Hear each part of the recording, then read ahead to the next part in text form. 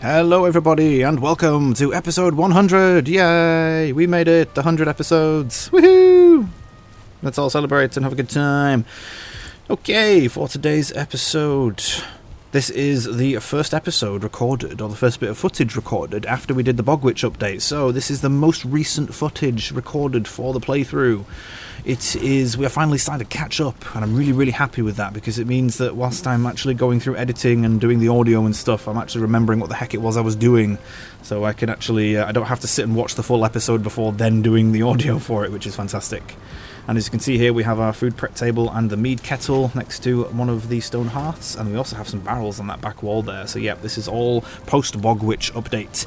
And unfortunately, this episode does come with another bit of bad news, which is basically when I recorded the footage that I used for the Bog Witch update, this was back in November of 2024, I also did another 45 minutes worth of recording after that to just continue with the playthrough, and then once I'd edited and audioed up the Bog Witch update video and then uploaded that to the channel, I then do what I do with all other videos, which is I deleted the source footage, not remembering that there was an extra 45 minutes of playthrough on there. And I only discovered this about 5 minutes ago when I came to record this one. So yes, my apologies everyone, we're missing about another 45 minutes worth of foray into the Mistlands. Don't worry, we haven't missed too much. There is one important thing which I'll show you in just a second. Just coming up on this one here, so there you go, you can see it there, it's called the sap extractor, and it requires something called a dverger extractor, or a dwarven extractor as I'm probably going to call them from now on. And in order to get one of those, you have to go to a dwarven area, but we will be doing that again at some point in our Mistlands experience, so don't worry, we will cover that in more detail. At the minute I'm just gathering materials to take back to the Mistlands so that we can actually have a blast furnace there. I've just basically done a bit more exploring in the Mistlands. I've moved our base a bit further in. I've built a small walled off area around the portal, but I also want to make that larger and then potentially think about building a base there, or even looking for another flatland area and trying to build on that. But yeah, we've basically just explored a bit more. We've put a few more markers for some of the world tree routes on the map as well, but that's pretty much all we've done. So you haven't missed too much. There is one important thing which we will go through in a bit more detail, possibly in this episode. I'll probably go through that in detail whilst we're building the new wall around our camp. But yeah, that's pretty much all you've missed. And one other thing as well is that I do have to apologise for the lack of uploads this week. This is currently the 20th of February, it's Friday, and I haven't really uploaded anything since last Friday.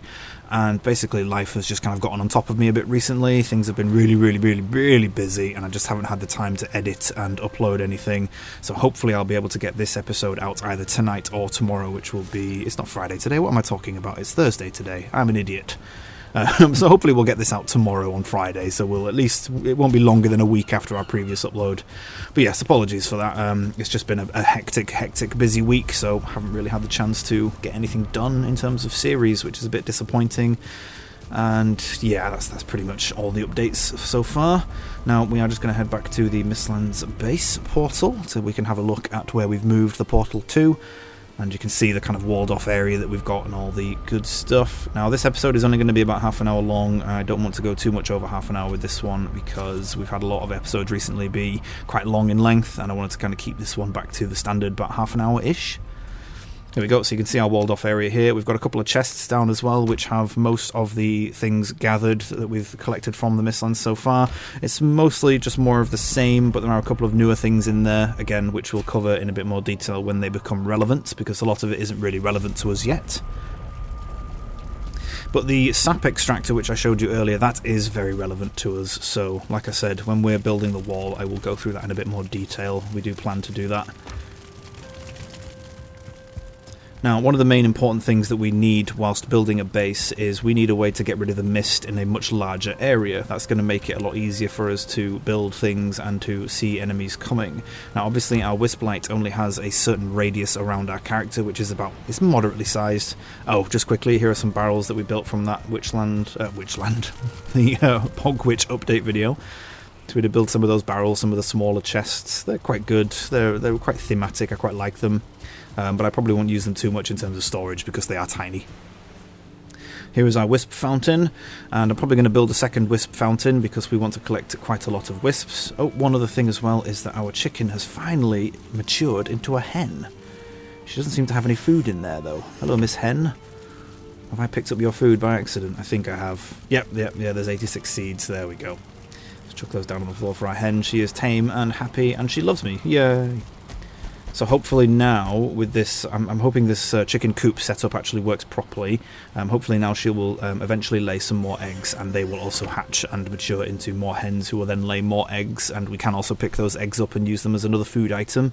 So yeah, I am going to have a bit of a further look into chicken coops and like an area for our chickens, just to make sure I've done it right, because that little coop she's got there is probably about 2 squares in size, and it's right next to our boars and our wolves, so it might not be fantastic in terms of space, so we might have to move her somewhere. We might put her back here with the windmill and the farm, but we'll look into that a bit later on, probably when we do the Bog Witch stuff as well. Anyway, let's head back through the portal and start looking at knocking down this wall and repositioning it. So yeah, one of the things we need to do is we need to clear out quite a lot of mist, and we need to clear out quite a large area. First things first, I'm going to knock down the wall. As you can see there, we have some whisper-like torches that we've placed down on the ground. In order to build these torches, we need 1 piece of Yggdrasil wood, which you get from the long kind of spindly trees that you'll see in the Mistlands. So we've got one right here. This is an Yggdrasil tree. If we cut this down, we'll get Yggdrasil wood and standard wood from it. And in order to build those wisp-like torches, you need 1 wisp and 1 Yggdrasil wood.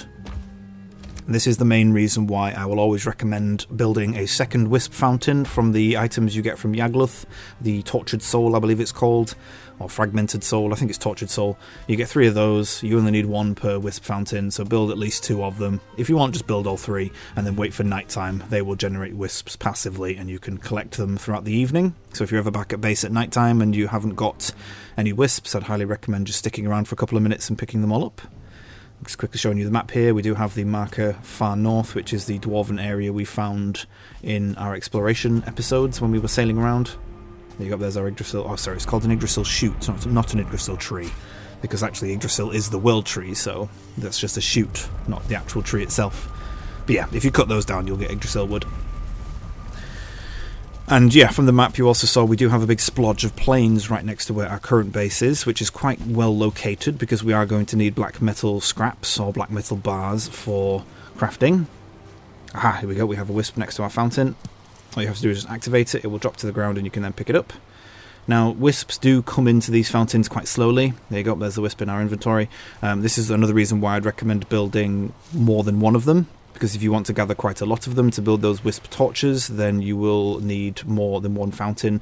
And I believe they have a timer on how quickly wisps can show up, but then if you have more than 1 of them down, you'll get... They have like separate timers, so it's not like 1 wisp will show up and then that's it. You'll get 1 at each fountain.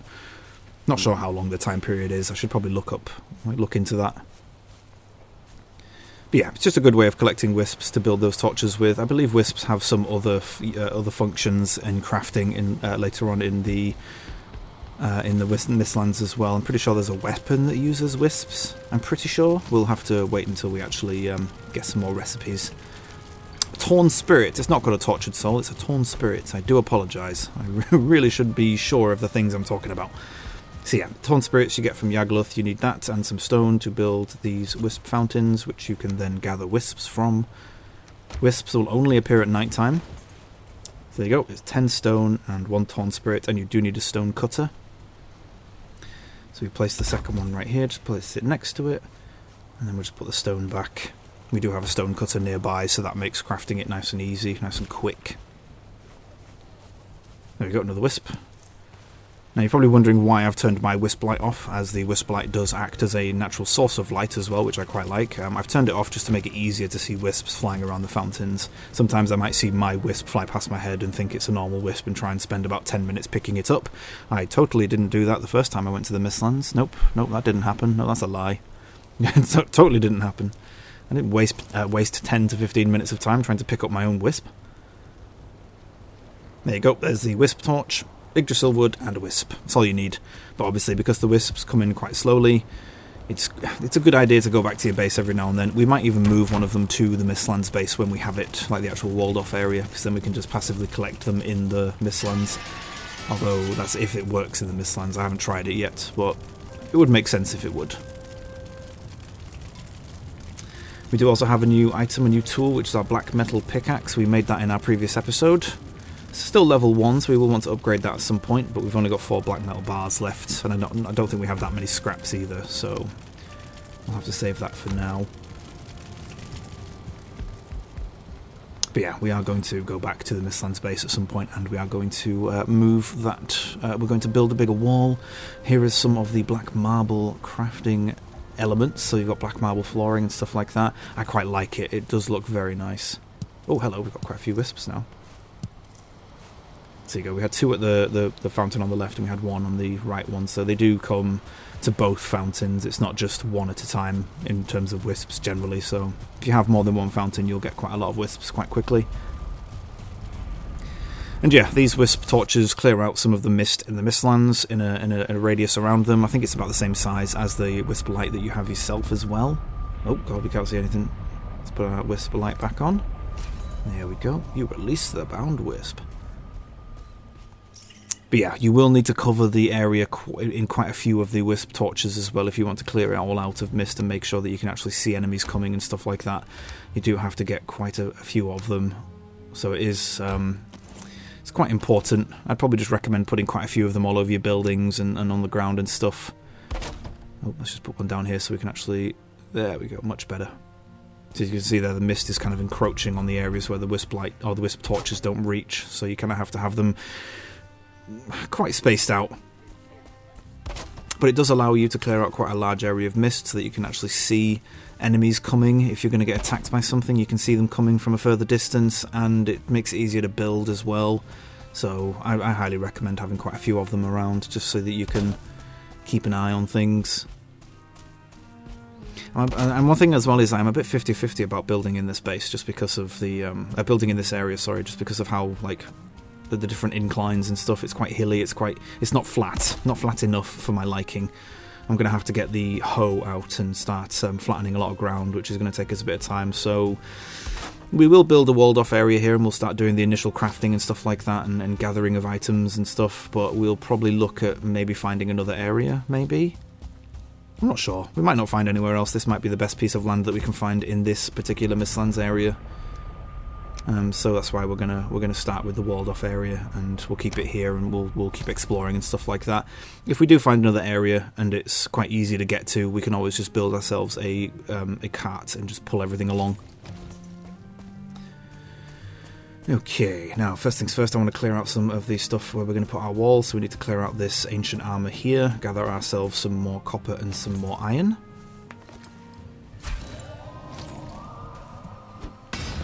So one thing you all will have noticed is that we don't really use our what is it called, the belt, the girdle, Meganords. We don't really use that anymore, because obviously in order to traverse the Mistlands properly we need our Wisp Light, and that takes up the slot that the girdle would take up, or the belt, so we can't really wear it that much. So it's a little bit problematic. Now, I believe there might be a few items that we can craft later on in the Mistlands that might help solve that problem for us. But this is one of the reasons why, and one of the main reasons why I want to build a main base, like one of our main bases, or a big base in the Mistlands, is so that we don't have to worry too much about being able to carry quite a lot of material. We can just gather things and bring them back and dump them off, and then build stuff for them as and when we can, rather than having to do what we normally do, which is gathering a huge amount of resources and then smelting it all down and excuse me, smelting it all down and then converting it into the items, or building the items we need from it. So it would be upgrades are going to work a bit differently in the Mistlands. We are just going to make them as and when we can. We're not going to try and gather a crap load of everything and then just make it all at once. For stuff that we can collect now, we are just going to passively gather it. So I know that we are collecting some pieces called carapace from some of the enemies that we haven't seen yet, but hopefully we'll see them soon. Which I believe is used in one of the sets of armour. I believe there's a few different sets of armour from the Mistlands as well, but as I've said in multiple different episodes, I am very, very amateur at the Mistlands. I've only spent, I'd probably say, about 10 hours in total in the Mistlands, and we haven't really progressed, or I didn't really progress that far into it, so there's a lot that I still haven't seen, so I am quite looking forward to doing it. But I will obviously say as well that we're not going to be able to rush through this biome as we have with some of the previous ones. So we are going to take our time with things. We are going to make sure that we know what we're doing before we head into, say, like the boss and things like that. I'll try not to spoil the boss too much in terms of spoiling it for myself, so that I am going into it pretty much completely new, but I will probably at least watch one video of the fight just so I know what to look out for, because obviously I don't want to have an episode or several episodes of me just wiping to the boss continuously. This series is supposed to be a full playthrough, but it is supposed to be quite informative as well, so if I walk in there looking like I don't know what I'm doing and dying over and over again, I don't think many people are going to like watching that. I don't know. Let me know what you guys think. Now, one thing with this ancient armour, as with most things that we can try and do this to, is that, as you can see, we don't have any pieces of the armour that are connected to the floor at the minute. And what I'm trying to do with it is I'm trying to mine out the top of it to basically get the whole thing to crumble. Because with... Again, I'm not sure if this is an intended mechanic or if it's a bit of a glitchy thing. But when something isn't connected to the ground like this piece is, if I was to keep mining this whole thing, it would all come crumbling down. It kind of makes sense. Physically it makes sense. But... also, as you can see there, I've mined a few bits out of the top and it hasn't really broken down yet, so I'm actually just going to leave that for the time being. It might be, again, I'm not sure if it's an intended mechanic or something like that, but it kind of feels like to me that it should do that. I think we've done it with a vein of silver in the past, so we've mined out all the bits that were touching the ground, and the next piece that we mined out pretty much broke the whole thing, which does speed up that process. We also have this piece of ancient armour here. Now, with the ancient armour, obviously you can get ancient weapons as well. Oh, we've got a couple of logs here from the Yggdrasil tree, so let's get those and get some wood. Roots, sorry, the Yggdrasil shoots, sorry. So with the ancient armour, and there are ancient weapons as well, I'm not sure what other metals you can get from those. In all the time that I've played in the Mistlands, I've only ever seen... I've only ever seen copper and iron, I haven't seen anything else. It would be nice if we could get some tin scrap so that we could also make copper, we can also make bronze. But I don't know if bronze is used for anything, so we'll have to wait and see with those. If we desperately need tin, we can always just sail. There is a Black Forest biome nearby, and we can just sail there and gather quite a bit of it. Same with the plains, as you can see on our mini-map. I was talking about that splodge of plains earlier. It's right next to us. It's literally right next to us. I think if we were to travel in about 10 seconds to our west, we'd be in the plains, and we'd be able to kill some fullings and gather some black metal scraps should we need them. Okay, so let's start building off our walled off area. So we're just going to build this nice and round. We're going to build quite a large area as well. I'm probably going to have to cut that tree down because it seems to be directly in the path of our wall. Yes, it is. So let's just knock this down. We could have built that piece there, but I don't want to... we need the Yggdrasil wood anyway, so we might as well gather it whilst we can. Right, so whilst we're doing this,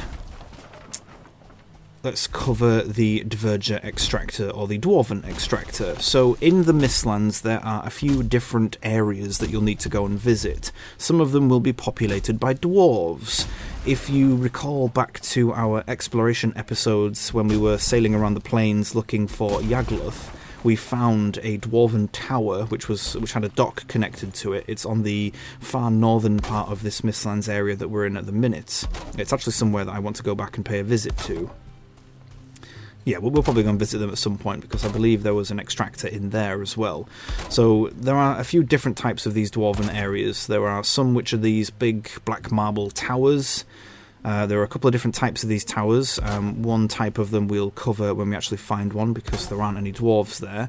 But there is a dwarven tower, and there is also a mining camp as well. You'll find this kind of big walled off, like wooden wall area with these kind of stake or spiked off like defences and stuff like that.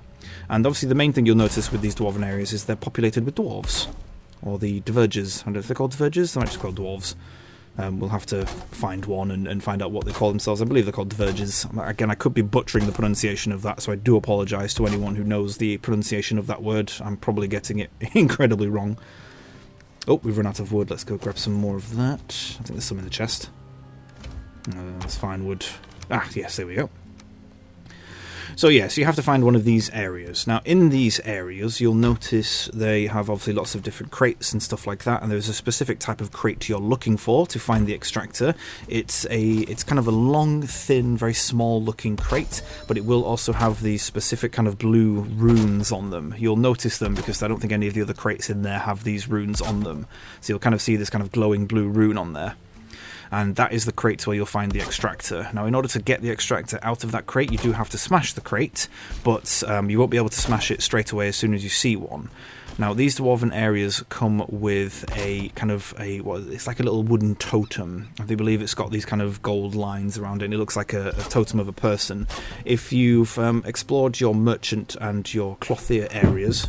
Oh, I just dropped something off my desk. Whoops. I believe that was my phone. Yes, it was. Apologies. Yeah, so anyway, with the if you've paid attention in your merchant area and your clothier area, you'll notice that they have these kind of human-like figure totems made of wood, and they have these kind of gold-like bands and runes around them. So those totems prevent players from being able to build in that area. They prevent you from being able to destroy things in that area, and I believe they also prevent, like, you can build a version of this yourself for your own bases if you play on a multiplayer world, and it prevents other players from, like, opening doors, stuff like that. So if you build one of those inside your base, and you've got doors on every entrance, players won't be able to get in and steal your stuff and things like that. But I believe the ones in the dwarven areas in the Mistlands, you can destroy them. Now, the thing you need to pay attention to is you have to destroy this totem before you can then go and destroy the crate to pick up the extractor. But as soon as you destroy that totem, every dwarf in that camp will become hostile towards you, and you'll have to fight them. Well, I say you have to fight them. You could run the risk of destroying it and then sprinting over to the extractor crate, destroying that, picking up the extractor, and then just leaving straight away. I'm not sure if the dwarves will become friendly to you again if you just leave. I don't think they will. I think they'd stay hostile. So the best thing that I always recommend doing is just fighting them, but obviously you want to pay attention to what types of dwarves are in the area, because you can get 1 and 2 star variants of dwarves, and you can get different types of them. There are rogues, which carry big crossbows that do a lot of damage. You have mages, and I believe you have healers as well, maybe a cleric or a priest or something, and there might be a 4th type as well, but I haven't seen any yet, so we might find some other types as we're progressing through. So yeah, you need to pay attention, you need to make sure, so I'd check every dwarf in the area if you plan to fight them, see what you're going to be going up against, and if you're going up against a lot of mages and like ranged ones, I'd highly recommend using walls and doorways and stuff like that to kind of prevent ranged attacks, because they can hit very hard. Obviously we're in a new biome now, and this is a difficult biome, so they are going to hit pretty hard.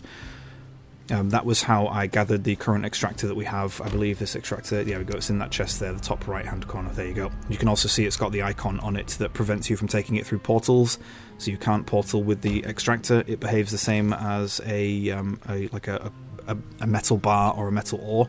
So you can't take those through portals. That's the extractor itself, the sap extractor that we want to build. We do need black metal and Yggdrasil wood for it as well. So we will have to go into that plains biome, and that's the reason why I brought some stone and fine wood over and settling cores, is so that we can build the blast furnace. But in order to build the blast furnace, we have to build a regular furnace or a regular smelter to smelt down iron bars, because the blast furnace does require iron bars. So yeah, so continuing on with the sap extractor, or the diverger extractor, so yeah, you have to fight the dwarves, or you can run the risk of trying to get away from them, but I'm not sure how the dwarves in the area will react if you just run away. They might stay hostile to you the whole time.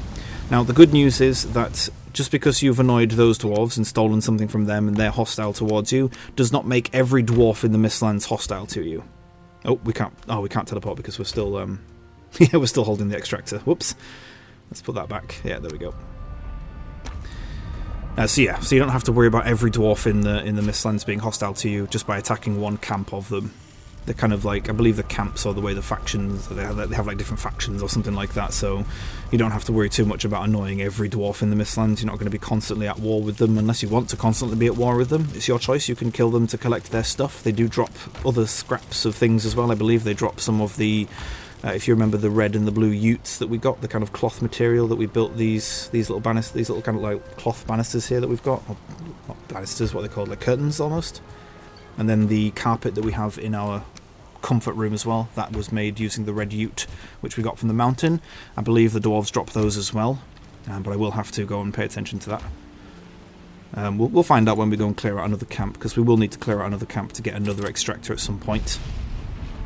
But yes, an extractor is very important. You do need them, as you need the extractor to gather sap from the Yggdrasil roots that we've been marking on the map, and I would recommend doing that as soon as you possibly can when you get to the Mistlands and you've got yourself set up with a little area for a base, so that you can gather as much sap as you need, because the sap is very important for later on in the Mistlands.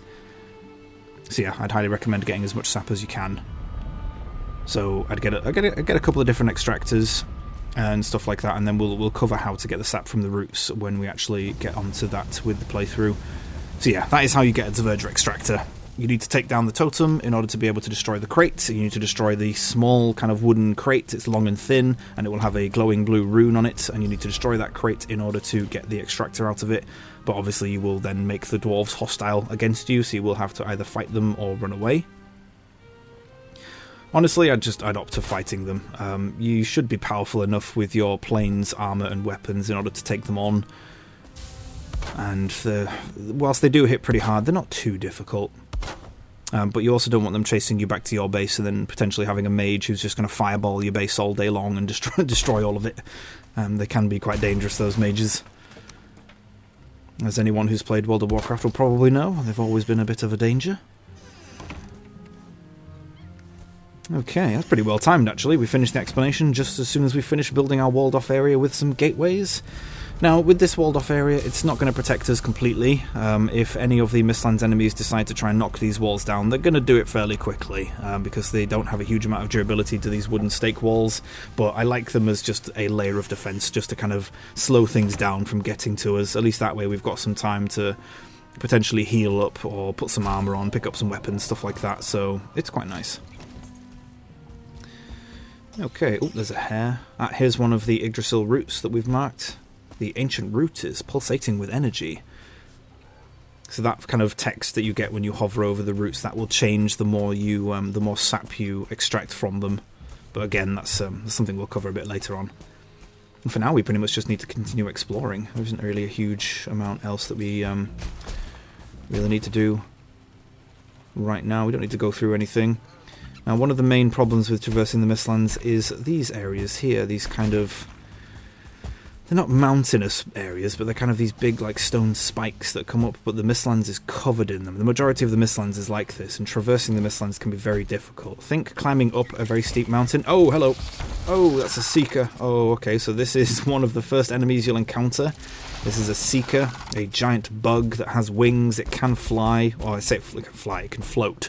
They don't really fly too much, but they can fly up to you if you're on a higher platform from them, so be careful with the Seekers. And they have a variety of different attacks. They use their pincers or their claws on their front legs to stab at you with them. They'll stab with one claw. They'll also have heavy attacks with both claws at the same time. And then if they do fly, they can also do kind of like a charge attack. Oh, a dwarf rogue. Yes, we have a friend. He's helping us as well. I think I saw him shoot a bolt into the Seeker. Ouch. Oh, that Seeker is doing a lot of damage to me. Oh, wow. Yeah, he did a lot of damage there. Perfect. Diverger Rogue. Norseman. Hello. Hello, Mr. Rogue. Thank you for your assistance there. I'm really happy that you're close to our base, because you can help us defend when we get attacked. That's very nice. Okay, after that exciting little foray, I think we're going to call the episode very shortly. I'm really happy that we have that rogue there. He should help us in future. And yeah, I'm pretty happy with our base at the minute, although I'm pretty sure we saw a second Seeker. Is he? I bet he's out here, isn't he? Yep, there you are. I can see you. Yeah, so Seekers are pretty tough, but they're not that bad. Okay, I think we'll call the episode here. So, thank you everybody for watching. Hope you've all enjoyed this one, and we shall catch you in our next episode. Bye, everybody.